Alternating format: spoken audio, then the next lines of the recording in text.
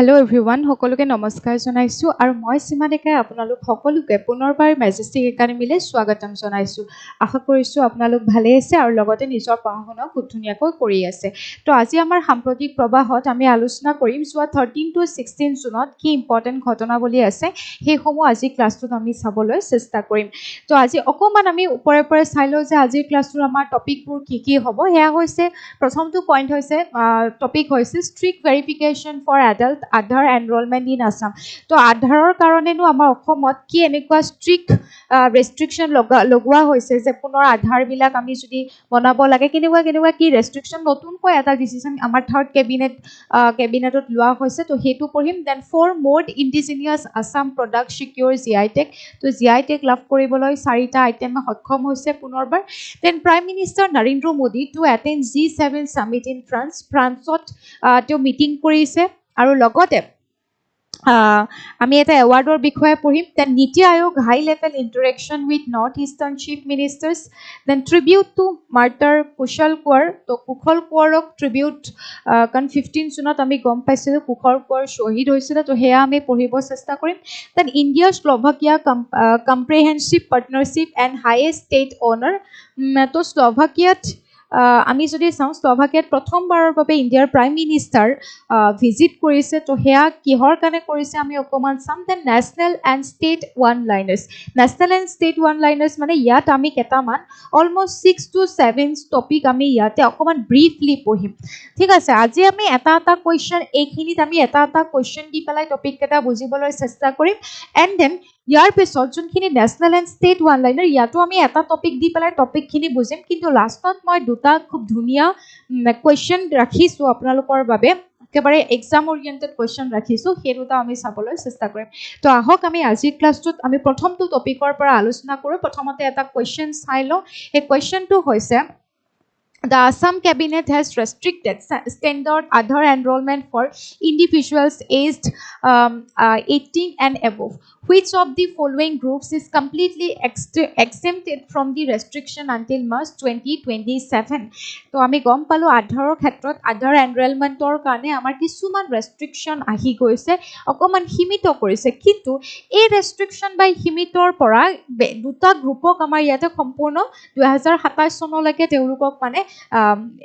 হেৰি কৰি ৰাখিছে, মানে তেওঁলোকক ৰেহাই দিয়া হৈছে। তো সেই দুটা গ্ৰুপ কি হয় এতিয়া আমি ডিটেইলছত এই কথাটোনো কি হয় ঘটনাটো কি হয় আমি অকণমান পঢ়িবলৈ চেষ্টা কৰিম। তাৰমানে আমি যদি চাওঁ যোৱা কেইবাটা বৰ্ষত অসম চৰকাৰৰ তেওঁলোকে লক্ষ্য কৰিছে যে আমাৰ কি হয় অসমৰ কেইবাখনো ডিষ্ট্ৰিক্টত কি হৈছে আধাৰ থকা মানুহ সেই ডিষ্ট্ৰিক্ট কেইখনৰ জনসংখ্যাতকৈ মানে 100% আছে নাইবা তাতকৈ বেছি আধাৰ থকা মানুহ হৈ গৈছে। তো এক চিন্তিত বিষয় হৈছে যে কেনেকৈ এখন ডিষ্ট্ৰিক্টৰ জনসংখ্যাতকৈ আধাৰ থকা মানুহ কেনেকৈ বেছি হ'ব পাৰে। তো এক খুব চিন্তনীয় বিষয় আছে। গতিকে সেইকাৰণে ইনলিগেল ইমিগ্ৰেণ্টছ বা আমাৰ অবৈধ অনুপ্ৰৱেশকাৰীৰ সমস্যাটো ইয়াত জড়িত হৈ থকা বুলি সন্দেহ প্ৰকাশ কৰা হৈছে। তো অবৈধ অনুপ্ৰৱেশকাৰীৰ ঘটনাটোক বা তেওঁলোকক সেই বস্তুটো অবৈধ অনুপ্ৰৱেশকাৰীৰ যি সমস্যা সেয়া ৰোধ কৰিবৰ কাৰণে কি কৰা হৈছে এই মানে যোনটো আমাৰ অসম চৰকাৰৰ যিটো থাৰ্ড কেবিনেট বৈঠক, এইবাৰ আমাৰ চৰকাৰৰ তৃতীয়টো যোনটো কেবিনেট বৈঠক বহিছে, থাৰ্ড কেবিনেট বৈঠকত কি কৰা হৈছে এই ডিচিশ্যনটো লোৱা হৈছিলে যে কি বুলি যে আমাৰ অসমত সমগ্ৰ অসমতে 18 বছৰ 18 ইয়াৰ্ছ নাইবা তাতকৈ বেছি বয়সৰ লোকৰ যিবোৰ মানুহ যদি কোনো আধাৰ পঞ্জীয়ন নাই কৰা, নতুনকৈ যদি আধাৰ পঞ্জীয়ন কৰিব গৈছে, নৰ্মেলি আমি কোনোবা এখন তেনেকৈ চপত গৈ পেলাই মানুহক লগ কৰি পেলাই আধাৰ আমি পঞ্জীয়ন কৰিব পাৰোঁ, ৰেজিষ্টাৰ কৰিব পাৰোঁ। কিন্তু ৰিনিউ কৰাৰ কোনোবাই নতুনকৈ মানে পুনৰ কোনোবা হেৰাইছে বা তাৰপিছত হেৰুৱাৰ পিছত এপ্লাই কৰিব সেইটো বেলেগ। কিন্তু নতুনকৈ যদি কোনো ব্যক্তি যাৰ আগতে আধাৰ নাই তেওঁলোক যদি ব্যক্তি গৈছে তেতিয়া তেওঁলোকে নৰ্মেলি এনেই গৈ পেলাই এপ্লাই কৰিব নোৱাৰিব। সম্পূৰ্ণ DC অফিচত গৈ ডিষ্ট্ৰিক্ট কমিশ্যনাৰৰ আগত তেওঁলোকৰ পৰা এক বিশেষ ধৰণৰ অনুমতি লৈ পেলাইহে পঞ্জীয়ন কৰিব পাৰিব। কিন্তু আমি মন কৰিম 2027 চনলৈকে যোনখিনি আমাৰ ST শিডিউল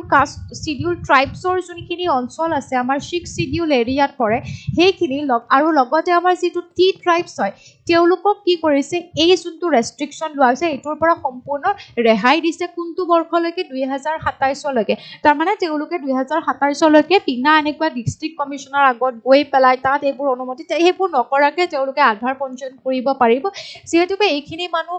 সকলোৱে এনেকুৱা এৱাৰনেছ নাছিলে যে আধাৰ লাগিব এনেকুৱা গতিকে বহুতখিনি এতিয়ালৈকে এই ব্যক্তি এই কমিউনিটিৰ মানুহে এতিয়ালৈকে আধাৰ বহুতৰ পঞ্জীয়ন নাই হোৱা গতিকে তেওঁলোক 2027 লৈকে এইখিনি ৰেষ্ট্ৰিকশ্যনৰ পৰা মুক্ত কৰিছে কিন্তু অসমৰ বাকী সব ৰাজ্যতে এইখিনি লাগু কৰা হ'ব যে কোনোবাই যদি আধাৰ পঞ্জীয়ন কৰিব যায় তেতিয়াহ'লে ডিচিৰ আগত তাত গৈ পেলাই কি কৰিব লাগিব মানে বহুতখিনি এইটো লিখাই দিছোঁ ৰেছপেক্টিভ ডিষ্ট্ৰিক্ট কমিশ্যনাৰৰ আগত মানে কিছুমান ক্লিয়াৰেন্স দিব লাগিব আৰু লগতে মানে কিছুমান আপোনাৰ স্পষ্টীকৰণ দিব লাগিব তাত আৰু অনুমতি পত্ৰ ল'ব লাগিব তো এই সিদ্ধান্তটো ৰিচেণ্টলি লোৱা হৈছে আমাৰ কাৰণে খুবেই ইম্পৰ্টেণ্ট মন কৰিব আৰু লগতে ইয়াতে মই অকণমান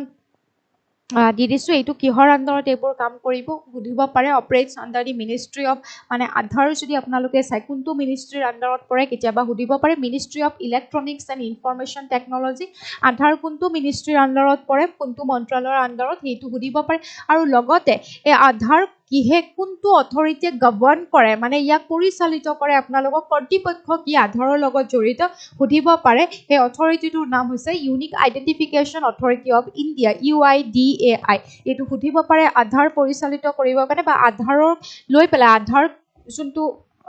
স্কিম হয় এইটো গভৰ্ণ কৰিবৰ কাৰণে কোনটো অথৰিটি আছে আপোনালোকক সুধিব পাৰে এইটো গঠন হৈছিলে 2016 চনত 2016 চনত এই এক্টৰ জৰিয়তে আধাৰ এক্টৰ জৰিয়তে মন কৰিব আধাৰ এক্টৰ জৰিয়তে এই সংস্থাটো গঠন হৈছিলে আৰু তেনেকৈ আধাৰ স্কিমটো আমাৰ ইয়াত প্ৰৱৰ্তন কৰা হৈছিলে তো ইয়াতে আপোনালোকে যদি মন কৰে এইটো সেইকাৰণে ষ্টেটিউটৰী এটা বিধিগত সংস্থা বুলি কৈছে আমি গম পাইছিলোঁ যেতিয়া এক্টৰ জৰিয়তে কিবা এটা অনুষ্ঠান গঠন হয় সেইটোক আমি বিধিগত সংস্থা বা ষ্টেটিউটৰী সংস্থা বুলি কওঁ আগতেও এইটো মই আপোনালোকক কৈছিলোঁ দেন আপোনালোকে যদি চাই ফাৰ্ষ্ট আপোনালোকে মন কৰিব ইণ্ডিয়াত প্ৰথম কেতিয়া আহিছিলে এই first unique identification number in India was issued on the September 29, 2010 আৰু এইটো প্ৰথমবাৰৰ বাবে মহাৰাষ্ট্ৰত ঠিক আছে মহাৰাষ্ট্ৰৰ নান্দুৰবাৰত কি কৰা হৈছিলে চিনাক্ত কৰা হৈছিল মানে চিনাক্ত মানে কি হয় এজন বাসিন্দাক মানে প্ৰৱৰ্তন কৰা হৈছিলে এক ছেকেণ্ড এইটো অকণমান তলত কম হেৰি হৈ গৈছে ন মানে আই থিংক ভিজিবল হৈ আছে নেকি নে ভিজিবল নাই হোৱা আম চ' চৰি আজি অকণমান পিপিটিটো বনাওঁতে মানে তললৈকে গৈছে হ'বনে PDFটো পালে এইখিনি আপোনালোকে পায়ে যাব ষ্টেটিক জিকেখিনি তো নেক্সটটো টপিকত যোৱাৰ আগতে এটা কুৱেশ্যন পঢ়োঁ with the recent inclusion of Bihu Pepa, Karbi Handloom, Bamboo Craft and Deuri Handloom, what is the total number of Assam CI certified products supported and facilitated by NABARD? আমি গম পাওঁ এবাৰ ৰিচেণ্টলিও আমাৰ এই চাৰিটা প্ৰডাক্টক আমি যদি চাওঁ নাবাৰ্ডৰ দ্বাৰা কি কৰা হ'ল এইকেইটাক GI টেগ প্ৰমাণিত কৰা হ'ল মানে নাবাৰ্ডৰ থ্ৰু দি যাব লাগে নমিনেট কৰা বা গোটেইখিনি প্ৰচেছ নাবাৰ্ডৰ থ্ৰু দি যায় তো আমি গম পালোঁ চাৰিটা ৰিচেণ্টলি হৈ গ'ল তো নাবাৰ্ডৰ থ্ৰু দি এনেকৈ GI টেগ লাভ কৰা আমি যদি চাওঁ অসমত মুঠ প্ৰমাণিত সংখ্যা এতিয়া কিমান হ'ল GI বা জিঅ'গ্ৰাফিকেল ইণ্ডিকেশ্যন বা ভৌগোলিক সূচাংক পোৱা আইটেম বৰ্তমান সময়ত নাবাৰ্ডৰ জৰিয়তে কিমানটা নাবাৰ্ডৰ সহযোগত কিমানটা প্ৰডাক্টক দিয়া হ'ল তো ইয়াৰে এনচাৰ হ'ব 12 আৰু লগতে এতিয়া এই আমি ৰিচেণ্টলি দিলে যিহেতু এইটো অকণমান চাই লওঁ কেতিয়াবা এক্সামত দি দিব পাৰে আমাক এক্সামত কি দিয়ে যে আমাৰ তলৰ কোনটো GI টেগ লাভ কৰা হয় বা নহয় এই ধৰণৰ কুৱেশ্যন দিব পাৰে তো আপোনালোকে হয়তো গমেই পালে ৰিচেণ্টলি চাৰিটা আমাৰ আইটেম বিহু পেপা খুব আমাৰ কাৰণে গৌৰৱৰ বিষয় হয় নাই বিহু পেপা লগতে Karbi handloom products bamboo craft আমাৰ যিবোৰ বাঁহৰ যিবোৰ আপোনাৰ বস্তু হয় বা বাঁহেৰে বনোৱা যিবোৰ বস্তু সেইবোৰ then Deori handloom products Karbi handloom products bamboo craft আৰু বিহু পেপা এই চাৰিটাক কি কৰা হৈছে জিঅ'গ্ৰাফিকেল ইণ্ডিকেশ্যন বা ভৌগোলিক সূচাংক লাভ কৰিছে তো ইয়াতে মই আপোনালোকক ষ্টেটিক জিকেৰ কিছুমান তলত আৰু দি দিছোঁ তো এতিয়া এই geographical indication registry formally certified the new edition. The complex legal application and the documentation pipeline was systematically driven and facilitated by the National Bank of Agriculture and Rural Development. মই already ক'লোৱে নাবাৰ্ডৰ through দি গোটেইখিনি কাম সম্পন্ন কৰা হৈছে যিমানখিনি আমি নথি পত্ৰৰ প্ৰয়োজন হ'ব আবেদন কৰিব লাগিব এই গোটেই প্ৰক্ৰিয়াটো মানে নাবাৰ্ডৰ থ্ৰু দি হয় গতিকে এতিয়া যদি আমি চাওঁ Assam bringing the total count of NABARD supported GI product from the state 12 আমি ক'ব পাৰো 12 টা product 12 টা ইয়াৰে আন্ডাৰত মানে GI টেগৰ মানে product হিচাপত ঘোষণা হৈছে কিহৰ থ্ৰু দি নাবাৰ্ডৰ থ্ৰু দি নাবাৰ্ড সাপোৰ্টেড GI product বুলি আপোনালোকক সুধি দিব পাৰে আৰু গোটেই ইণ্ডিয়াত যদি আপোনালোকে চাবলৈ যায় তেতিয়া হলে GI টেগ লাভ কৰা প্ৰথমটো আইটেম যদি কেতিয়াবা সোধে তেতিয়া হলে হ'ব আপোনালোকৰ দাৰ্জিলিং টি হৈছে ইণ্ডিয়াৰ প্ৰথমটো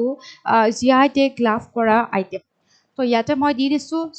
এই GI টেগ পোৱা এই যোনটো সিস্টেম হয় কেতিয়া পৰা আহিছিলে ইয়াত লিখা আছে 1999 ৰ পৰা এই যোনখন জিওগ্ৰাফিকেল ইন্ডিকেশন অফ গুডছ এক্ট আছে এইখনৰ দ্বাৰা পৰিচালিত হৈ আহিছে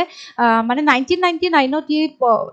হৈছিলে কিন্তু ইয়াক কেম ইনটু এফেক্ট বা আমি কাৰ্যকৰী কৰা ডেটটো যদি আমি চাওঁ হেয়া হৈছে 2003 তো 2003 ৰ পৰা ই কি হৈছিলে কাৰ্যকৰী হৈছিলে সৰি দে তো ইয়াত গোটেইখিনি লিখা আছে আপোনালোকে চাই থৈ দিব GI registration wholesale legal validity of 10 years প্ৰথমতে 10 বছৰৰ কাৰণে ৰিকগনাইজ কৰা হয় তাৰ পিছত এটা আইটেম আৰু ৰিনিউ কৰিব পাৰে ঠিক আছে আইনি বৈধতা কেৱল 10 বছৰৰ কাৰণে দিয়া হয় কিন্তু আকৌ ৰিনিউ কৰিব পাৰে এবোৰ কেতিয়াবা এক্সামত সুধিব পাৰে দাৰ্জিলিং টি হৈছে আমাৰ ইণ্ডিয়াৰ প্ৰথমটো GI টেগ লাভ কৰা আইটেম হয় দেন অসমৰ হলে আমি মুগাৰ কথা ক'ব পাৰো ইয়াত লিখি দিছো মই প্ৰথম আসাম সিল্ক হৈছে আমাৰ প্ৰথমটো GI টেগ লাভ কৰা অসমৰ আইটেম হয় 2007 চনত পাইছিলে মুগা সিল্ক দেন জহা ৰাইচ আমি এগ্ৰিকালচাৰৰ ক্ষেত্ৰত যদি চাওঁ জহা ৰাইচ তেজপুৰ লিচি এইবোৰ দেন আমি যদি চাওঁ এনেকুৱা যোনটো বেভাৰেজ হয় বা ড্ৰিংক হয় হেয়াৰ ক্ষেত্ৰত যদি আমি চাওঁ গোটেই অসম বুলি নহয় নৰ্থ ইষ্টৰ ভিতৰতে যুদিমা যিটো ৰাইচ বিয়েৰ হয় যুদিমা হৈছে ডিমাছা ট্ৰাইবৰ ট্ৰেডিশ্যনেল ৰাইচ বিয়েৰ হয় তো সেই ৰাইচ বিয়েৰটো প্ৰথম মানে জিয়া লাভ কৰা আপোনাৰ আইটেম হয় ঠিক আছে ইয়াতে মই লিখি দিছো এইখিনি গোটেইখিনি এতিয়া হওক নেক্সট টপিকত যোৱাৰ আগে ইয়াতে এটা কোৱেশ্চন দিয়া হৈছে India is regularly invited to the high profile G7 summit as an outreach partner nation so outreach partner nation মানে আমন্ত্ৰিত অংশীদাৰ দেশ মন কৰিব দে আমন্ত্ৰিত অংশীদাৰ দেশ হিচাপত not permanent or not official G7 or member কি বুলি কৈছে আউটৰিচ পাৰ্টনাৰ নেশ্যন তাৰ মানে আমন্ত্ৰিত আপোনাৰ অংশীদাৰ দেশ হিচাপত ইণ্ডিয়াক প্ৰত্যেকবাৰে ইনভাইট কৰে তো ইয়াতে এখানে সুধিছে ইণ্ডিয়াৰ অফিচিয়েল ষ্টেটাছ কি হয় এতিয়া G7 ইণ্টাৰ গভৰ্ণমেণ্টেল ব্লকত ইণ্ডিয়াৰ ষ্টেটাছটো কি হয় পাৰ্মানেণ্ট মেম্বাৰ হয় নে পাৰ্মানেণ্ট ইনভাইটেড মেম্বাৰ হয় নন ইনিউমাৰেটেড মেম্বাৰত আমি ক'ব পাৰো মানে নন অংশীদাৰ দেশ বুলি আমি ক'ব পাৰো then India is a not permanent sorry এইটো মই অকমান পিছত বুজাই আছো আমাৰ টপিকটো পঢ়িলে মই ইউৰোপিয়ান ইউনিয়নৰ বিষয়ে পঢ়াই দিম তো ইয়াতে আমাৰ কি হয় অপচন শুদ্ধ উত্তৰটো হ'ব কি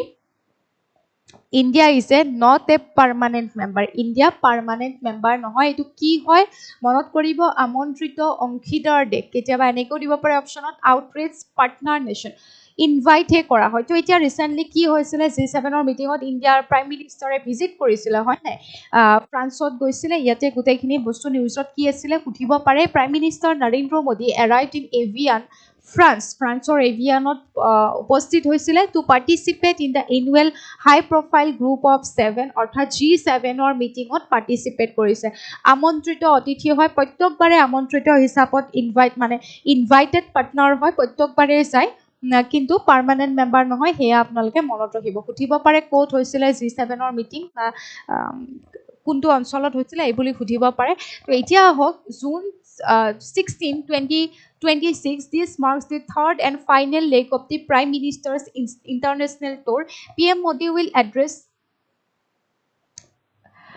PM Modi will address a vital working session centered on the theme foreign new partnership and rebuilding international solidarity alongside French President Emmanuel Macron and top heads of the state. He will also hold highly anticipated bilateral discussion with US President Donald Trump on this sidelines. তো ইয়াতে ক'ব পাৰি next যদি চাই Donald ট্ৰাম্পৰ সৈতেও দ্বিপাক্ষিক আলোচনাত মিলিত হ'ব অলৰেডি কি কৰা হ'ল ভাষণ প্ৰদান কৰিলে সংহতিৰ ওপৰত কি মানে সিদ্ধান্ত লোৱা হ'ব কি হয় কাৰণ আমি যদি চাওঁ G7 এনেকুৱা 7টা গ্ৰুপৰ মানে গ্ৰুপ হয় 7টা নেশ্যনৰ গ্ৰুপ হয় যাৰ মানে ইকনমিক অৰ্থনৈতিক ক্ষেত্ৰত আমি বহুত আগবঢ়া বুলি ক'ব পাৰোঁ তো আমাৰ গ্লোবেল সাউথ যদি আমি চাওঁ বা উন্নয়নশীল দেশসমূহৰ ভিতৰত ভাৰতবৰ্ষ অন্যতম বা ভাৰতবৰ্ষৰ অৰ্থনৈতিক ক্ষেত্ৰত আগবঢ়াৰ কাৰণে কাৰণ এই G7ৰ মিটিংসমূহ সম্পূৰ্ণ নহয় বুলি কোৱা হয় সেইকাৰণে ভাৰতবৰ্ষক ইনভাইট কৰে এনেকুৱা ধৰণৰ সিদ্ধান্তসমূহৰ কাৰণে ইয়াৰে মানে ডিচিশ্যনবিলাক দিবৰ কাৰণে তো এইখিনি মন কৰিলে হ'ল ক'ত গৈছিলে তো ষ্টেটিক জিকেৰ পৰা আহিব পাৰে G7 অৰ্থাৎ কাৰ মেম্বাৰ হয় এইখিনি সুধিব পাৰে টোটেল পাৰ্মানেণ্ট মেম্বাৰ আছে 7টা Canada France Germany Italy Japan and United Kingdom and the United state but European Union কেনেকৈ জইন হয় ইউনাইটেড ইউৰোপিয়ানে as a non enumerated member হিচাপত গঠন হয় তাৰমানে নন ইনিউমাৰেটেড মানে কি হয় ইয়াতে ইউৰোপিয়ান ইউনিয়নে কোনো ধৰণৰ এই G7ৰ আণ্ডাৰত পৰা বুলি নকয় ঠিক আছে ইয়াতে গোটেইখিনি লিখা আছে India is not a permanent member of the G7 but is regularly invited to the summit as an outraged partner nation due to its massive geopolitical and economic influence in the global south আমি ক'লোৱে অৰ্থনৈতিক প্ৰভাৱৰ কাৰণে অৰ্থনৈতিক ক্ষেত্ৰত আগবঢ়াৰ কাৰণে কি কৰা হয় ইনভাইট কৰা হয় বাৰু ইমান বহুত বেছি ইম্পৰ্টেণ্ট নাছিলে এই নিউজটো মানে ইমান কুৱেশ্যন নাহে হয়তো আহিব পাৰে এইবাৰ G7 সামিটত প্ৰাইম মিনিষ্টাৰ নৰেন্দ্ৰ মোদীয়ে ক'ত গৈছিলে ক'ত মিট কৰিছিলে এনেকুৱা সুধিব পাৰে আৰু G7ত ষ্টেটাছটো কি হয় ইণ্ডিয়াৰ পজিশ্যন কি হয় সেইটো কুৱেশ্যন আহিব পাৰে এইখিনি চালে হৈ যাব ইয়াত আমি যদি চাওঁ নেক্সট নীতি আয়োগৰ এটা সিদ্ধান্ত আমি যদি চাওঁ নীতি আয়োগ which serves as India's premier policy think tank was established by the Union Cabinet to replace the 65-year-old planning commission on which executed তো নীতি আয়োগৰ ৰিসেন্টলি মিটিং হৈছিলে নৰ্থ ইষ্টৰ চিফ মিনিষ্টাৰ বিলাকৰ লগত মিট কৰিছিলে নীতি আয়োগৰ মেম্বাৰ আৰু নৰ্থ ইষ্টৰ চিফ মিনিষ্টাৰ বিলাকৰ লগত মিটিং হৈছিলে গতিকে সেইটো কাৰণে এটা কুৱেশ্যন মই ইয়াতে দি দিছোঁ নীতি আয়োগ কেতিয়া এষ্টাব্লিছ হৈছিলে আমি ক'ব পাৰোঁ নীতি আয়োগ কাক ৰিপ্লেচ কৰি পেলাই আহিছিলে প্লেনিং কমিশ্যনক ৰিপ্লেচ কৰি পেলাই আহিছিলে কাৰণ প্লেনিং কমিশ্যন কেনেকুৱা আছিলে টপ টু বটম এনেকুৱা এটা পলিচি লৈ পেলাই আছিলে কিন্তু নীতি আয়োগ হৈছে বটম টু আপ মানে একদম গ্ৰাছৰুটৰ পৰা ডেভেলপ হ'ব লাগিব নীতি আয়োগৰ যোনটো উদ্দেশ্য হয় গতিকে এই নীতি আয়োগৰ কেতিয়া আহিছিলে আমাক সুধিছে গতিকে সেইটো আমি চাবৰ কাৰণে অকমান টপিকটো চাই লওঁ কি দিছে তো a dedicated development and strategic interaction was convened between Niti Aayog leadership and the chief minister and top bureaucrats of the 8 northeastern state in New Delhi তো মিটিং হৈছে মেইনলি ইয়াৰে যদি আমি উদ্দেশ্যবিলাক চাওঁ ইয়াৰ উদ্দেশ্যবিলাক আছিলে আমাৰ যিবোৰ ক্ৰছ বৰ্ডাৰ আমাৰ বৰ্ডাৰ এৰিয়া যিবোৰ ডিষ্টাৰ্ব এৰিয়া হয় সেইবিলাকক কেনেকৈ হেণ্ডেল কৰিব পাৰি সেটেল কৰিব পাৰি এই ডিস্পিউটবিলাক আৰু লগতে কেনেকৈ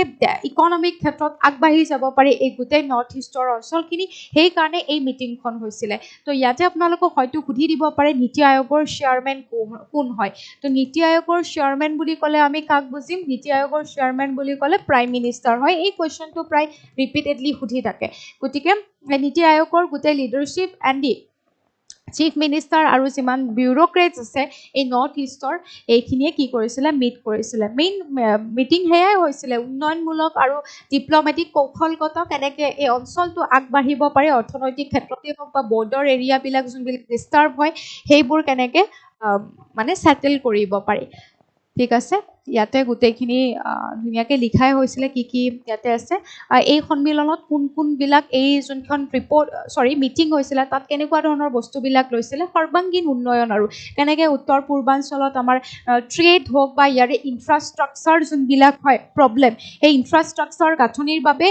গোটেইখিনি বস্তু কেনেকুৱা ধৰণৰ সিদ্ধান্ত ল'ব পাৰি সেই গোটেইখিনিয়ে মিলি পেলাই এই ধৰণে মিটিং কৰিছিলে এইবোৰ কেতিয়াবা দি দিব পাৰে ষ্টেটিক জিকেৰ পৰা মই এইখিনি দি দিছোঁ নীতি আয়োগ কি হয় তো নীতি আয়োগ হৈছে এটা non constitutional and non statutory body হয় মই আপোনালোকক আগতেও নন কনষ্টিটিউশ্যনেল এণ্ড নন ষ্টিটিউটৰীৰ মিনিং কি হয় মই বুজাইছিলোঁ নন কনষ্টিটিউশ্যনেল মানে হৈছে আমি যেতিয়া সংবিধানত এই বিষয়ে কোনো ধৰণৰ উল্লেখ নাপাওঁ তো নীতি আয়োগৰ বাবে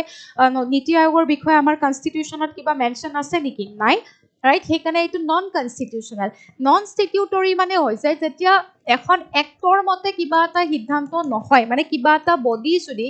এটা বডি হওক অথৰিটি হওক কিবা যদি এক্টৰ জৰিয়তে যদি এষ্টাব্লিছ নহয় কেবিনেটৰ সিদ্ধান্ত মৰ্মে যদি এষ্টাব্লিছ হয় তেতিয়াহ'লে আমি সেইটোক নন ষ্টিটিউটৰী বুলি ক'ম কিন্তু পাৰ্লিয়ামেণ্ট হওক বা এনেকুৱাকৈ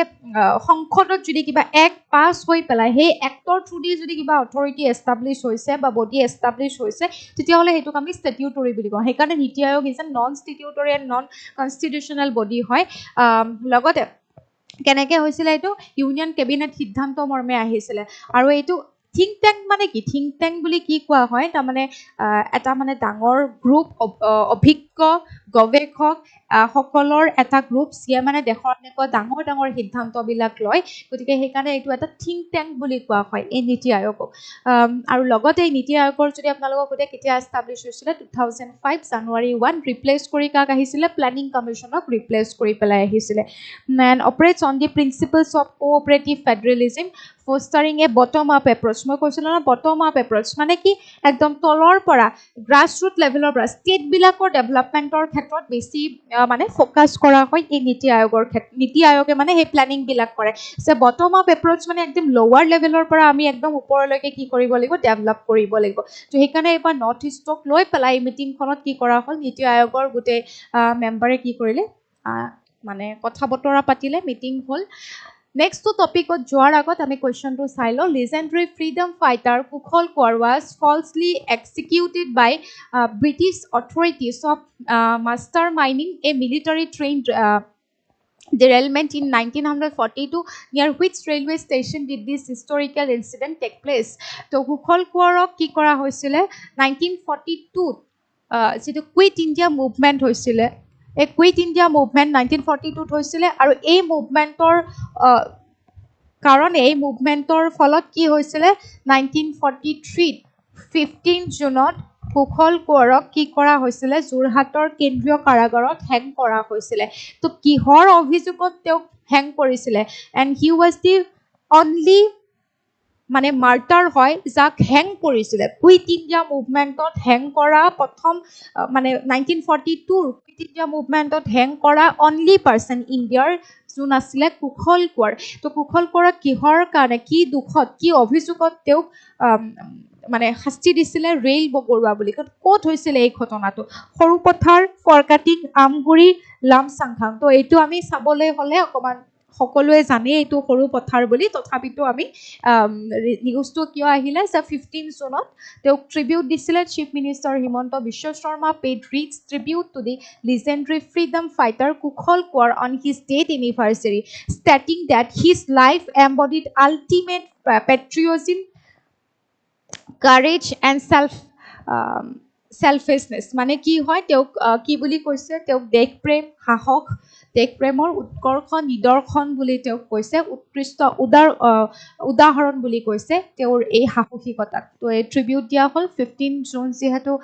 সেইটো ডেটতে 1943 সেই বিশেষ ডেটটোতে অৰ্থাৎ 15 জুনতে সেই পাৰ্চনগৰাকী কি হৈছিলে শ্বহীদ হৈছিলে অ'কে সুধিব পাৰে কেতিয়াবা আমাক কি ধৰণৰ কেনেকৈ কুৱেশ্যন সোধে যে কুইট ইণ্ডিয়া মুভমেণ্টত ফাৰ্ষ্ট শ্বহীদ কোন আছিলে ফাৰ্ষ্ট মাৰ্টাৰ কোন আছিলে ক'লে আমি ক'ব পাৰোঁ কনকলতা বৰুৱা দেই ফাৰ্ষ্ট মাৰ্টাৰ বুলি ক'লে প্ৰথম শ্বহীদ বুলি কোৱাৰ লগে লগে আমি কনকলতা বৰুৱাৰ নাম লওঁ কিন্তু আমাক যদি সোধে কুইট ইণ্ডিয়া মুভমেণ্টত শ্বহীদ হোৱা কিন্তু হেং কৰা মৃত্যুদণ্ড দিয়া ব্যক্তিগৰাকী প্ৰথমগৰাকী কোন আছিলে মানে অনলিয়ে হয় অনলি এণ্ড সেই সময়ছোৱাত এগৰাকী একমাত্ৰই পাৰ্চন ইণ্ডিয়াত কুইট ইণ্ডিয়া মুভমেণ্টৰ সময়ত হেং কৰা মৃত্যুদণ্ড দিয়া বাকীবিলাকক গুলিয়াইছিলে শ্বহীদ হৈছিলে কিন্তু তেওঁ কেনেকৈ শ্বহীদ হৈছিলে তেওঁক হেং কৰোৱা হৈছিলে কাক কুশল কোঁৱৰ কেতিয়া দিছিলে 1943 15 জুনত কিয় তেওঁ এখন ৰেল মিলিটাৰী ৰেল বহুত সৈন্য আছিলে ব্ৰিটিছৰ তো সেই ৰেলখনক কি কৰিছিলে বগৰাই দিয়া বুলি সৰু পথাৰত ষ্টেচনত সেই ৰেলখনক মানে লাইনচ্যুত কৰি দিছিলে বগৰাই পেলাইছিলে মানে সেইটো অভিযোগত কোৱা হয় যে কুশল কোঁৱৰটো খুব পিচফুলি মানে এটা একদম শান্তিপূৰ্ণভাৱে যদি আপোনালোকে চাই অহিংসা নীতিৰে কি কৰিছিলে কুইট ইণ্ডিয়া মুভমেণ্টটো কৰিছিলে কিন্তু তেওঁক ফচুৱা হৈছিলে যে তেওঁ সেই মিলিটাৰীৰ যোনখন ট্ৰেইন আছিলে সেই ট্ৰেইনখন সৰু পথাৰত বগৰাই দিছিলে বুলি সেই অভিযোগত তেওঁক ফাঁচি দিয়া হৈছিলে তো এইটো মনত কৰিব কেতিয়াবা সুধিব পাৰে কি অভিযোগত তেওঁক হেং কৰা হৈছিলে তো এইখিনি নেক্সট যদি আপোনালোকে চাই ব্ৰাটিস্লাভা মানে আপোনাৰ স্লোভাকিয়াৰ যোনটো অঞ্চল হয় স্লোভাকিয়াৰ মানে অঞ্চল মানে কি কেপিটেল তাতে কি হৈছিলে নৰেন্দ্ৰ মোদীয়ে ভিজিট কৰিছিলে তো কিয় ভিজিট কৰিছিলে ঠিক আছে আৰু ইয়াতে সুধিছে প্ৰথম হৈছে আমাৰ ইণ্ডিয়াৰ পৰা মানে প্ৰথম প্ৰাইম মিনিষ্টাৰ স্লোভাকিয়াত গৈ পেলাই ভিজিট কৰা since its independence and which year মানে তেওঁ এই স্লোভাকিয়াৰ স্বাধীনতাৰ পিছৰ পৰা আমি যদি চাওঁ প্ৰথম আমাৰ ইণ্ডিয়াৰ পৰা প্ৰাইম মিনিষ্টাৰ স্লোভাকিয়াৰ স্বাধীনতাৰ পিছত স্লোভাকিয়াক ভিজিট কৰা তো স্লোভাকিয়া এতিয়া কেতিয়া ইণ্ডিপেণ্ডেণ্ট হৈছিলে ইয়াতে এই কুৱেশ্যনটো সুধিছে তো সেইটো চাবৰ কাৰণে আমি অকণমান কুৱেশ্যনটো চাই ল'ম তো India and Slovakia have officially elevated their bilateral ties to a comprehensive partnership তো বিভিন্ন ক্ষেত্ৰত মানে মিত্ৰতা স্থাপন কৰিছে বাইলেট্ৰেল পাৰ্টনাৰশ্বিপ কৰিছে সেয়া কূটনৈতিক ক্ষেত্ৰত হওক ডিপ্ল'মেটিক ক্ষেত্ৰত হওক বা আমাৰ গোটেই ক্ষেত্ৰত মানে এটা পাৰ্টনাৰশ্বিপ কৰিছে গতিকে এই ক্ষেত্ৰত আমি যদি চাওঁ প্ৰথমবাৰৰ বাবে আমাৰ ইণ্ডিয়াৰ পৰা প্ৰাইম মিনিষ্টাৰে এনেকৈ স্লোভাকিয়াত ভিজিট কৰিছে তো according to the economic times and official statement prime minister Narendra Modi paid A historic state visit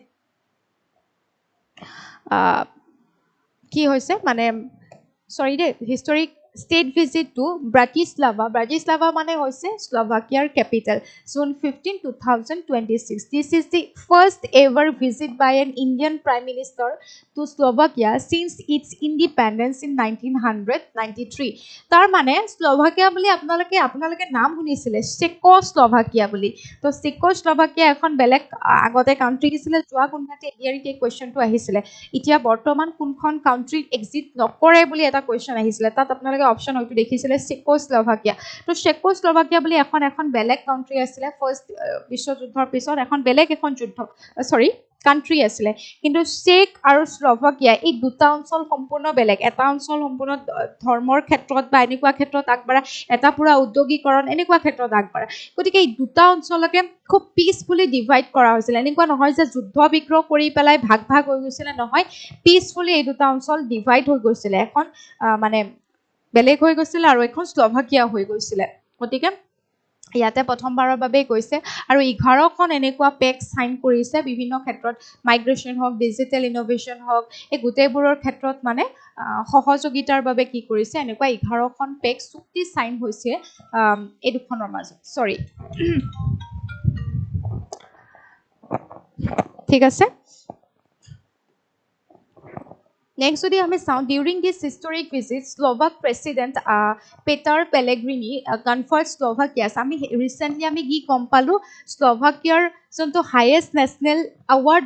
foreign citizen of the year, the Order of the White Double Cross, first class, a award to Prime Minister Narendra Modi দিছে recently এইটো আমি গম পালো 16 জুনত এই নিউজটো আহিছে অৰ্থাৎ যোৱাকালি আহিছে সুধিব পাৰে সেই স্লোভাকিয়াৰ যোনটো হাইয়েষ্ট যোনটো ফৰেন চিটিজেন অফ দি এৱাৰ্ডটো কি হয় এনেকৈ সুধিব পাৰে তো প্ৰাইম মিনিষ্টাৰে কোনটো পাইছে তেনেকৈ সুধিব পাৰে তো টোটেল এনেকুৱা ফৰেন এৱাৰ্ড পোৱা প্ৰাইম মিনিষ্টাৰ নৰেন্দ্ৰ মোদীয়ে 33টা এৱাৰ্ড পাইছে ইনক্লুডিং দিছ ওৱান ওকে সুধিব পাৰে কেতিয়াবা বা স্লোভাকিয়াৰ প্ৰেসিডেন্ট কোন হয় এজ অফ জানুৱাৰী 2026 এনেকুৱাকৈ কুৱেশ্যন সুধিব পাৰে মনত থাকিব ঠিক আছে আৰু স্লোভাকিয়াৰ বিষয়ে আমি গম পাইছো স্লোভাকিয়া এখন ল্যান্ডলক কান্ট্ৰি হয় ল্যান্ডলক মানে কি হয় যে চাৰিওফালে এনেকৈ কান্ট্ৰিজ আছে কোনো সি বৰ্ডাৰ শেয়াৰ নকৰে এফালে পলেণ্ড আছে এফালে এখন চেক ৰিপাব্লিক মানে কি এই যোনখন চেকোস্লোভাকিয়া আগতে এই অঞ্চলটো আপোনালোকে মন কৰিব এই যোনখিনি অঞ্চল হয় এইখিনি আগতে কি আছিলে এই গোটেইটো এখন কান্ট্ৰি আছিলে কিন্তু এইখন একদম পিচফুলি ডেমক্ৰেটিক ৱেত পিছত এইটো কি কৰা হ'ল মানে পিসফুলি আৰু শান্তিপূৰ্ণভাৱে যোনটোক ভেলভেট ডাইভৰ্চ বুলি কয় মিউচুৱেলি মানে কি কৰা হ'ল ডিভাইড কৰা হ'ল এইফালে চেক ৰিপাব্লিক গ'ল আৰু এইফালে শ্লোভাকিয়া আহিলে তো চেকোস্লোভাকিয়া এনেকৈ দুখন বেলেগ বেলেগ কাউণ্ট্ৰিত ভাগ হৈ গৈছিল আৰু সেইকাৰণে শ্লোভাকিয়া এখন লেণ্ডলক মানে মাটিৰে আবৃত এখন দেশ হয় এইফালে পোলেণ্ড এইফালে চেক ৰিপাব্লিক এইফালে অষ্ট্ৰিয়া এইফালে হাংগাৰী এইফালে ইউক্ৰেইন তেনেকৈ সকলো চাৰিওফালে কি হয় আৱৰি আছে সুধি দিব পাৰে কেতিয়াবা কোনফালে কি আছে বুলি কেতিয়াবা আমাৰ জিঅ'গ্ৰাফিৰ পৰা এনেকুৱা ধৰণৰ কুৱেশ্যন আহি যায় গতিকে মনত কৰিব তো ব্ৰাটিস্লাভা হৈছে ইয়াৰে কেপিটেল এণ্ড ইউৰো হৈছে কাৰেঞ্চি তো শ্লোভাকিয়া বৰ্ডাৰত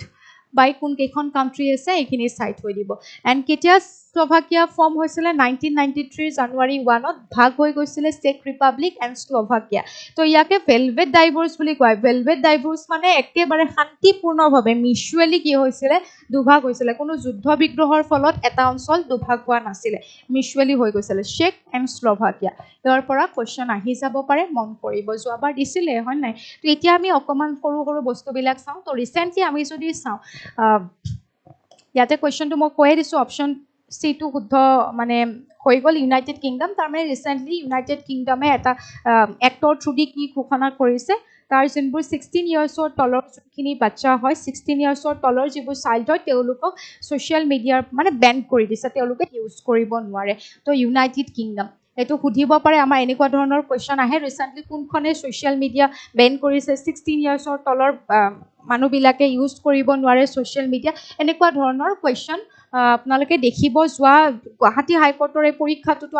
মানে আই থিংক আহিছিলে এই কুৱেশ্যনটো তো আপোনালোকে চাব পাৰিব এনেকুৱা ধৰণৰ বস্তুবিলাক দি দিয়ে তো মই ইয়াতে লিখিয়ে দিছোঁ UK বেন কৰিছে 16 বছৰ তলৰ যিবোৰ মানে চিলড্ৰেন হয় তেওঁলোকে ছ'চিয়েল মিডিয়া ইউজ কৰিব নোৱাৰে তো এক্টৰ থ্ৰুদি এইটো এটা নতুন ৰুলছ আনি দিয়া হৈছে মেণ্টেল হেল্থৰ বাবে এই মানে যোনটো ছিষ্টেম এইটো ওলোৱা হৈছে তো আমাৰ ইণ্ডিয়াৰ বাবে কি ষ্টেপ ল'ব লাগে আপোনালোকে অকণমান কমেণ্ট কৰি জনাব এইটো ভাল হয়নে কেনেকুৱা হয় জনাব তো নেক্সটটো আমাৰ দিছে এটা ফ্লেগশ্বিপ গ্ল'বেল কনক্লেভ ভাৰত ইনোভেটছ 2026 এইটো আমি যদি চাওঁ ক'ত হৈছে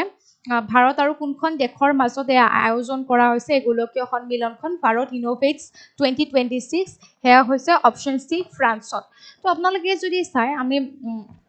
যিহেতু আপোনালোকে গমাই পাইছে recently PM Modi France visit কৰিছিলে তো তাত ইণ্ডিয়া ভাৰত ইনোভেটিভ মানে কি হয় আমাৰ যিবোৰ টেক কোম্পেনীবিলাক আছে যিমানবিলাক কোম্পেনী আছে আমাৰ ষ্টাৰ্টআপবিলাক আছে এইবিলাক আমি যাতে ডিজিটেলি যাতে ইণ্ডিয়াখন কোনো বেলেগ কাউণ্ট্ৰিৰ মাজত মানে সদায় এনেকুৱা মানে এনেকুৱা হ'ব নালাগে যে আমি তেওঁলোকৰ ওচৰতে সদায় দায়বদ্ধ তেওঁলোকে আমাক দিব আমি ল'ম এনেকুৱা নহয় কি হ'ব লাগিব বুলি কৈছে ডিজিটেলি ইণ্ডিয়াৰ যিবোৰ কোম্পেনী হয় যোনবোৰ সেইবিলাকক আমি ইণ্টাৰনেশ্যনেলি আমি কি কৰিব লাগে প্ৰমোট কৰিব লাগিব যে আমি অকল সকলোৰে পৰা ক্ৰয় নকৰোঁ আমি এনেকুৱা ডিজিটেল যোনবোৰ বস্তু আমি বিক্ৰীও কৰিব পাৰোঁ তো তেনেকুৱা সেই উদ্দেশ্যৰে এই যোনটো ভাৰত ইনোভেটছ প্ৰথমবাৰৰ বাবে হৈছে এই প্ৰগ্ৰেমটো বাহিৰত এনেকুৱাকৈ ইন'গ্ৰেট কৰিছে ঠিক আছে কোনে প্ৰাইম মিনিষ্টাৰ নৰেন্দ্ৰ মোদী আৰু ফ্ৰেঞ্চ প্ৰেচিডেণ্ট ইমানুৱেল মেক্ৰন তো ইমানুৱেল মেক্ৰন ফ্ৰান্সৰ প্ৰেচিডেণ্ট সুধিব পাৰে কোন হয় এনেকৈ ধৰণেও কুৱেশ্যন দি দিয়ে নৰেন্দ্ৰ মোদীয়ে জইণ্টলি ইন'গ্ৰেট কৰিছে প্ৰথমবাৰৰ বাবে ভাৰতৰ বাহিৰত এনেকুৱা ভাৰতৰ এটা ফ্লেগশ্বিপ প্ৰগ্ৰেম এনেকৈ ইন'ভেট কৰা হৈছে নাম দিছে ভাৰত ইনোভেটছ 2026 সুধি দিব পাৰে ক'ত এইটো উদ্বোধন কৰা হৈছে ইয়াৰে উদ্দেশ্য মই ক'লোৱে আৰু লগতে ক'ত হৈছে ফ্ৰান্সৰ চিটি নিচত হৈছে এইটো মন কৰিব ক'ত উদ্বোধন হৈছে নিচ তাৰমানে কি কৰিব মই ক'লোৱে যে আৰ্টিফিচিয়েল AI হওক ক্লাইমেট চেঞ্জ হওক এই গোটেইবিলাকৰ ক্ষেত্ৰত ডিছকাশ্যনো হ'ল আৰু লগতে এইটো মই কৈয়ে দিলোঁ এইটো এটা ফ্লেগশ্বিপ প্ৰগ্ৰেম লোৱা হ'ল অকণমান জল্দি গুচি গৈছোঁ এইখিনি আৰু অলপ ওপৰে চালেও হৈ যায় বহুতে মানে কমেণ্ট কৰে যে বহুত দীঘলীয়া হৈ যায় উইকত এবাৰেই দিব লাগে বুলি তো মই ভাবোঁ উইকত এবাৰ হ'লেও আৰু বহুত দীঘলীয়া সেইখিনিতো আৰু নপঢ়িব তো সেইকাৰণে উইকত মই দুবাৰ কৰি দিছোঁ অলপ জল্দি বস্তুবিলাক ইজিকৈ মই দি দিছোঁ গোটেইখিনি তো ৰিচেণ্টলি প্ৰধানমন্ত্ৰী সুৰক্ষিত মাতৃত্ব অভিযান যিটো PMSMA এইটো 10 বছৰ সম্পূৰ্ণ কৰিলে 10th এনিভাৰ্চাৰী হৈছিলে with campaign A decade of care operates under which union ministry তো সুধিছে প্ৰধানমন্ত্ৰী সুৰক্ষিত মাতৃত্ব অভিযান যিয়ে শেহতীয়াকৈ এ ডিকেড অফ কেয়াৰ কাৰ্যসূচীৰে নিজৰ 10th বৰ্ষপূৰ্তি উদযাপন কৰিলে কোনটো কেন্দ্ৰীয় মন্ত্ৰালয়ৰ অধীনত পৰিচালিত হয় হয়তো সুধিব পাৰে এনেকুৱা কুৱেশ্যনবিলাক 2026ত এই স্কিমটো লঞ্চ হৈছিলে তো এইটো আমাৰ ministry of health and family ৱেলফেয়াৰৰ আণ্ডাৰত হয় তাৰমানে আমি যদি চাওঁ এইটোৰ জৰিয়তে যিবোৰ মাতৃ হয় মানে বাচ্চাটো জন্মৰ পিছত তেওঁলোকৰ কি ধৰণে তেওঁলোকৰ কেয়াৰ ল'ব পাৰি এই গোটেইখিনিৰ ক্ষেত্ৰত এই স্কিমটো মানে লঞ্চ কৰা হৈছিলে তো শেহতীয়াকৈ এই ছাকচেছফুলি 10 বছৰ সম্পূৰ্ণ কৰিলে তো এইটো কেতিয়াবা সুধিব পাৰে কোনটো আণ্ডাৰত পৰে তো 10 ইয়াৰ্ছ কমপ্লিট হৈ গ'ল আৰু লগতে এইবাৰ কাৰ্বি আংলং জিলাকে ধৰি অসমৰ বিভিন্ন প্ৰান্তত মানে এনেকুৱা স্বাস্থ্য শিবিৰ পাতা হৈছিলে এইটো ডেটত ঠিক আছে So next, the 23rd edition of FIFA World Cup features a historic expansion in the tournament's framework. What is the total number of matches scheduled to be played under this new 48-team format? So 48টা 48টা টিমৰ দলৰ এই যোনখন FIFA world cup প্ৰতিযোগিতা ইয়াত যদি আমি চাওঁ কিমানখন টোটেল খেল মানে ইয়াত কৰা হ'ব পাতা হ'ব টোটেল কিমানখন মেচেছ থাকিব 104 104খন মেচ থাকিব আৰু কিমানটা টিম থাকিব ইয়াতে সুধিব পাৰে কিমানটা টিমৰ খেল হ'ব এবাৰ 48টা সুধিব পাৰে আৰু মোষ্ট ইম্পৰ্টেণ্ট এটাই হৈছে যে এটা মানে নহয় কেইবাটাও মোষ্ট ইম্পৰ্টেণ্ট ক'লোঁ এবাৰ যুটীয়াকৈ আমি যদি চাওঁ তিনিখন co-hosted যদি আমি চাওঁ United states Mexico and Canada ঠিক আছে মন কৰিব এই তিনিখনতে এইবাৰ আনুষ্ঠানিকভাৱে আমি যদি চাওঁ এই তিনিখনত যুটীয়াভাৱে মানে আয়োজন কৰিছে আৰু ইয়াতে সৰ্বমুঠ 48টা দলে অংশগ্ৰহণ কৰিছে আৰু ইয়াত মুঠ 104খন খেল অনুষ্ঠিত হ'ব খেলৰ পৰা আমাক কুৱেশ্যনবোৰ দিয়ে ন সেইকাৰণে এইবোৰ ইম্পৰ্টেণ্ট হয় সৰি দে The 20th edition of Global Peace Index was officially released by the Sydney-based Institute of Economic and Peace. তো কোনে এইটো ঘোষণা কৰে গ্লোবেল পিচ ইনডেক্স কিহৰ পৰা আহে সেইটো কেতিয়াবা এক্সামত সুধিব পাৰে তো Sydney-based Institute for Economic and Peace recently ঘোষণা কৰিলে তো ইণ্ডিয়াৰ পিচফুল মানে বিশ্বৰ ভিতৰত শান্তিপূৰ্ণ দেশৰ তালিকাত ইণ্ডিয়াই কোনটো স্থান দখল কৰিছে আমাক যদি সোধে মানে 163খন দেশৰ ভিতৰত ওলোৱা হৈছে তো এই 163 দেশৰ ভিতৰত ইণ্ডিয়াৰ স্থানটো কিমান হয় 126 সো সবচে ওপৰত কোন আছে আপোনালোকে ক'বচোন আৰু লোৱেষ্টত সবচে মানে 163 ৰেংকত মানে শেষত লিষ্ট হ্যাপি যদি আমি চাওঁ পিচফুল যদি লিষ্ট পিচফুল কান্ট্ৰি আই থিংক ৰাছিয়া হ'ব তো ইয়াত মই গোটেইখিনি দিয়ে দিছোঁ তো ইয়াতে আমি যদি চাওঁ সবতকৈ ওপৰত কোন আছে সেয়া য়েছ আইচলেণ্ড সবতকৈ ওপৰত আছে তো এয়া মই দি দিছোঁ গোটেইখিনি চাই থৈ দিব ইণ্ডিয়া 127ত আছে তো শেষৰটো টপিক আমি গম পালোঁ যে ৰিচেণ্টলি লোকপ্ৰিয় গোপীনাথ বৰদলৈ আমাৰ গ্লোবেলি মানে এয়াৰপৰ্টসমূহৰ ভিতৰত মানে ধুনীয়া এয়াৰপৰ্ট বুলি ঘোষণা কৰা হৈছে তালিকাত মানে স্থান লাভ কৰিছে আই থিংক 3rd লিষ্টত আছে সবতকৈ ধুনীয়া এয়াৰপৰ্টৰ ক্ষেত্ৰত তো ধুনীয়া বিমানবন্দৰৰ তালিকাত আহি গৈছে হয় নাই তো আমাৰ যদি ইয়াতে চাওঁ প্ৰখ্যাত স্থাপত্য বঁটা প্ৰিক্স ফাৰ্চাৰ দ্বাৰা 2026 চনৰ বিশ্বৰ আটাইতকৈ ধুনীয়া বিমানবন্দৰৰ তালিকাত স্থান লাভ কৰা গুৱাহাটীৰ LGBI তাৰমানে লোকপ্ৰিয় গোপীনাথ বৰদলৈ ইণ্টাৰনেশ্যনেল এয়াৰপৰ্টৰ টাৰ্মিনেল 2ৰ মূল স্থাপত্য শৈলীৰ নক্সা কিহৰ আৰ্হিত প্ৰস্তুত কৰা হৈছে মোষ্ট ইম্পৰ্টেণ্ট কুৱেশ্যন আহিব পাৰে তো টাৰ্মিনেলটো আপোনালোকে হয়তো দেখিছে ফটোশ্বুটত কিমান ধুনীয়াকৈ সজোৱা হৈছে হয় নাই তো ইয়াৰে কিহৰ আৰ্হিত প্ৰস্তুত কৰা হৈছে আমি যদি চাওঁ ইয়াৰে কি হ'ব 1 হৰ্ন ৰাইনোছ বেম্বো অৰ্কিডছ মুগা সিল্ক ৱেভ ব্ৰহ্মপুত্ৰ ৱেভছ তো ইয়াৰে শুদ্ধ উত্তৰ হ'ব অপশ্যন বি ঠিক আছে বেম্বো অৰ্কিড আৰু লগতে মই ইয়াতে গোটেইখিনি ডিটেইলছত দি দিছোঁ লোকপ্ৰিয় গোপীনাথ বৰদলৈ এয়াৰপৰ্টৰ বিষয়ে মষ্ট বিউটিফুল এয়াৰপৰ্টৰ লিষ্টৰ ভিতৰত আহি গ'ল এয়াৰপৰ্টটো আৰু লগতে ইয়াতে কোনে এইখিনি এই লিষ্টটো মানে তালিকাখন দিয়ে এয়া আপোনালোকক দিব পাৰে কেতিয়াবা আৰু লগতে আমাক সুধিব পাৰে ইয়াৰে থিমটো মই ক'লোৱে বেম্বো অৰ্কিড ইয়াৰে থিম আৰু ইয়াতে মই আপোনালোকক এটা আৰু পইণ্ট দি দিছোঁ কোনে এই এয়াৰপৰ্টটো পৰিচালিত হয় এনেকৈ সুধিব পাৰে মেনেজ বাই আদানী এয়াৰপৰ্ট হোল্ডিং লিমিটেড এইটো মনত ৰাখিব সুধিব পাৰে নেক্সট মই দুটা হোমৱৰ্ক দিছোঁ মই মাতি দিওঁ হোমৱৰ্ক দুটা প্ৰথমটো হৈছে Judima the first traditional beverage from the north east region to secure a geographic indication tag belongs to which specific community of Assam তো যুদিমা কোনটো কমিউনিটিৰ পৰা বিলং কৰে প্ৰথমটো আমাৰ নৰ্থ ইষ্টৰ GI টেগ লাভ কৰা কি হয় ৰাইচ বিয়াৰ হয় তো এইটোৰ আপোনালোকে এনসাৰ দিব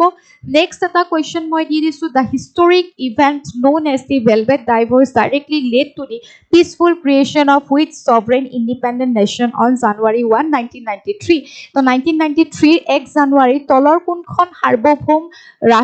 ৰাষ্ট্ৰ বা স্বতন্ত্ৰ ৰাষ্ট্ৰৰ শান্তিপূৰ্ণ বিভাজনৰ ফলস্বৰূপে গঠন হৈছিল ইউক্ৰেইন চেক ৰিপাব্লিক স্লোভাকিয়া নে অষ্ট্ৰিয়া ইয়াতে কথাটো হ'ল হা তাৰ পৰা আহি পেলাই কাটি পেলাই নতুন এখন গঠন হ'ল তো মোক এইটো কি কৰিব এই দুটা হোমৱৰ্ক ধুনীয়াকৈ আপোনালোকে কৰি পেলাই মোক কমেণ্টত জনাব অ'কে আৰু লাষ্টত সকলোৱে কৈ থাকে পিডিএফটো নাই পোৱা পিডিএফবোৰ পাই যাব আৰামছে আগৰ পিডিএফবোৰ আই থিংক পাইছে আপোনালোকে তো এই পিডিএফটো আমাৰ মেজেষ্টিক একাডেমীৰ এপ্লিকেশ্যনটো ডাউনলোড কৰিলে ইয়াতে কাৰেণ্ট এফেয়াৰ্ছৰ ছেকশ্যনত যাব তাতে পিডিএফ বুলি পাব সেই পিডিএফটোত গ'লে আপোনালোকে আমাৰ কাৰেণ্ট এফেয়াৰ্ছৰ যিমান ক্লাছ হৈছে সেই গোটেইসমূহ ক্লাছ খুব ধুনীয়াকৈ তাত পিডিএফসমূহ পাই যাব তো আই হোপ আপোনালোকে আজি ক্লাছটো বুজি পাইছে একদম সিম্পলকৈ মই ৰাখিব চেষ্টা কৰিছোঁ বহুত ডেপথত মই নাই দিয়া যিখিনি একদম এক্সাম অৰিয়েণ্টেড হয় মই সেইখিনি আপোনালোকক দি দিছোঁ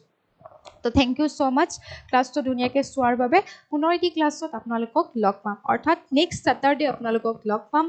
আমাৰ কাৰেণ্ট এফেয়াৰ্ছৰ নেক্সটটো ক্লাছত তো তেতিয়ালৈকে আপোনালোক ধুনীয়াকৈ পঢ়ি থাকিব ভালকৈ থাকিব বাই বাই